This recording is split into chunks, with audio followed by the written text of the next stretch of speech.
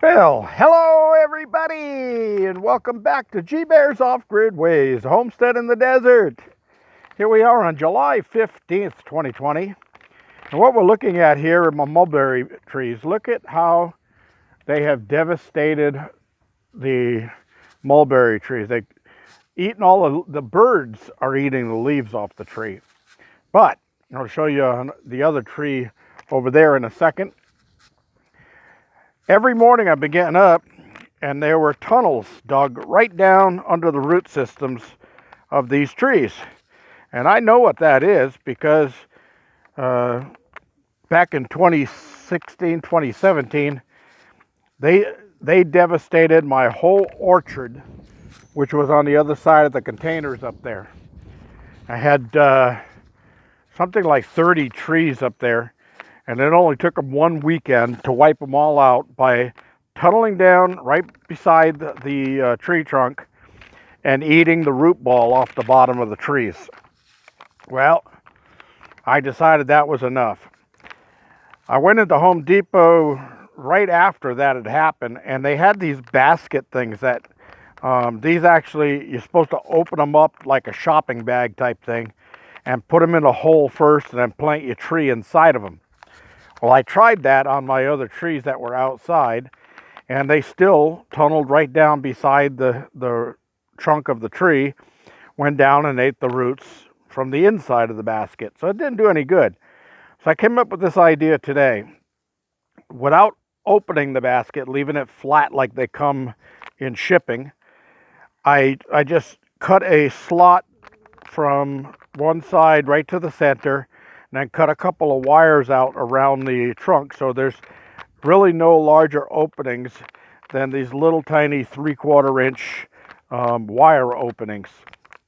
And I put it around there, and then I had, in the junk pile that I found in the desert, I had found these little tarp holders that they're like little wire U-shaped things that you press down into the ground, about 4 inches long or so, and they're supposed to hold things down like weed cloth and stuff like that.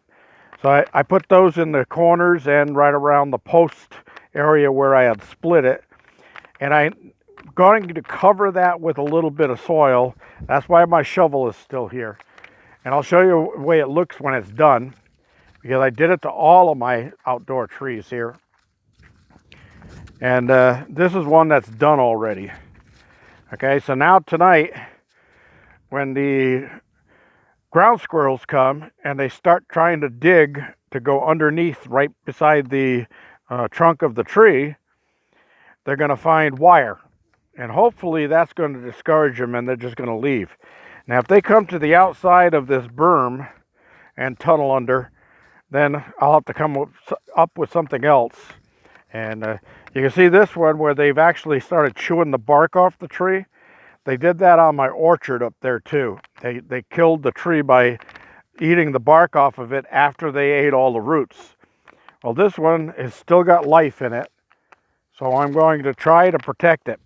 My neighbor gave me some cloth to wrap around these trees that'll keep the birds off. I don't know if it'll do any good for the ground squirrels and the rabbits, because this could be the jackrabbits coming around and chewing the bark also. But I'm going to give it a try, a little bit each time.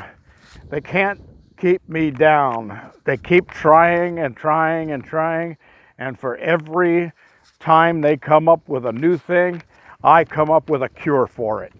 So that's what's going on here. All right, with that being said and done, let's move on down the road. Okay, so I said that I went back to that dump area up there where the new marijuana grow site is, and I found a bunch of other stuff I could use, and I brought it on back. So anyway, I found this one big 1x6, and that always comes in handy, and it looks like it's well seasoned, so I should get some use out of that. Now these beams, There was a whole bunch of those up there. They were some type of a rack for supporting engines or something like that. But all of that wood is solid oak. Yes, sirree. So, you remember in the first load, I found a pick head. Well, I found a shovel this time. So the pick head, what I'm going to do is I'm going to take one of these pieces here and throw it on my wood lathe and see if I can't cut me down and shape me a fairly decent pick handle to go in there made out of oak. That should last a while. And since this stuff is well dried and seasoned, I don't think it'll shrink as I go along, but just in case, a good tip for those of you out there, when you're changing the handles on your tools, like picks and shovels and whatnot, that's going to be outside, even rakes. Anything that's going to be outside in the desert, dry heat, the wood will shrink. Your handle will come loose on you. Not fun. People will put extra nails in those and try to drive wedges in the tops of them, try to spread the wood to make it tighter. Forget all that. Easy, simple way of fixing that. First of all, go to town and get yourself a bottle of Gorilla Glue. And it's the stuff that looks like, kind of like maple syrup in a bottle. It's the color of maple syrup. Okay, so get yourself a bottle of that stuff. And that's polyurethane glue. Now, that stuff is activated by water. So, soak your handle in water. Expand the handle as much as you can. And then coat the end of it with Gorilla Glue and then put it onto your tool. And set it out standing up with the tool head upward and let it dry. And that stuff will expand and come out like a foam. You'll have to scrape it off and sand it a little bit when it's done.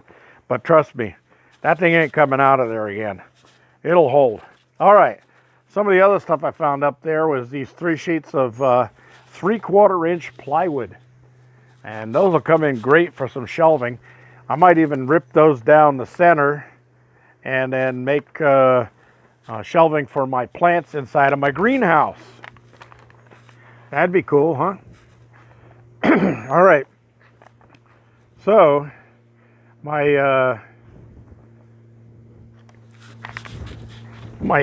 Mr. Heads, sorry, I was reading my notes. My Mr. Heads that are going in the greenhouse, I've got the email that says that they should be delivered tomorrow to my mailbox. So I will go get those out of the mailbox. And then on Friday, I have to go into town anyway. I'll pick up some PVC piping and some fittings I need to put the overhead misting system in my greenhouse. And as far as the greenhouse goes, remember, we've been having winds here, and we had winds up to 24 miles per hour in the last couple of days, and this thing held up just fine. Even with those flimsy little windows up there on the top, rocking back and forth. Those things are hinged on the supports so that they will rock back and forth. But I don't know if the winds get up to 35, 40 miles an hour. Might be a different story, but this is a test. We will see. All right. So I did start yesterday. I got a wheelbarrow full of desert dirt here. Got my mixer in here. And I did start by, I throw 8 full shovels of desert dirt into there, and then 2 big shovels of Portland cement, and mix that in. And what I get is this dirt mixture that's on the floor down here, and I'm putting 2 inches of that in all the way across the floor. Now before this is done, I will be going in there and doing a thing called free screeding.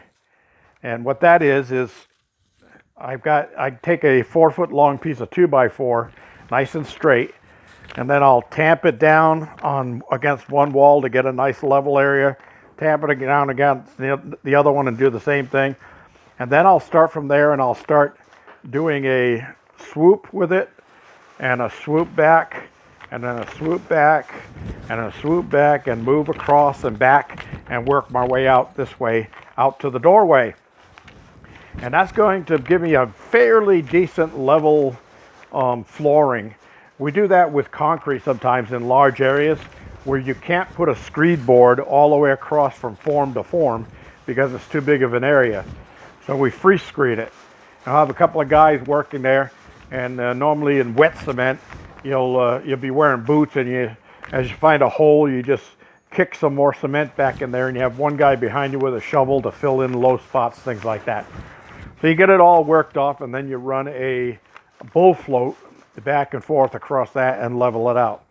I won't be using the bull float because this is a dry mix to start, and it's a pretty darn good mix. It's I would say about a 60-40 mix of Portland and desert dirt. So when it's all done and leveled all out in here, what I will be doing is putting my misters up, and my misters will run across that set of supports and that set of supports, but the misters will go one this way, one this way, one this way, one this way, back all the way down along here. And I ordered 20 of those heads, and that should be plenty to do what I need in here and have some left over from my garden house. So once I get those set up in there, then I will test my system by putting a tote full of water out back of here, probably just sitting on the trailer to start with, and connect it up to the system with my 100 PSI pump and send some misting through here. Now the misting is going to start wetting this ground down. And when that gets wet, then I'll go in here with a tamper, which is a straight pole. I'll show it to you later. A straight pole with a flat square bottom on it.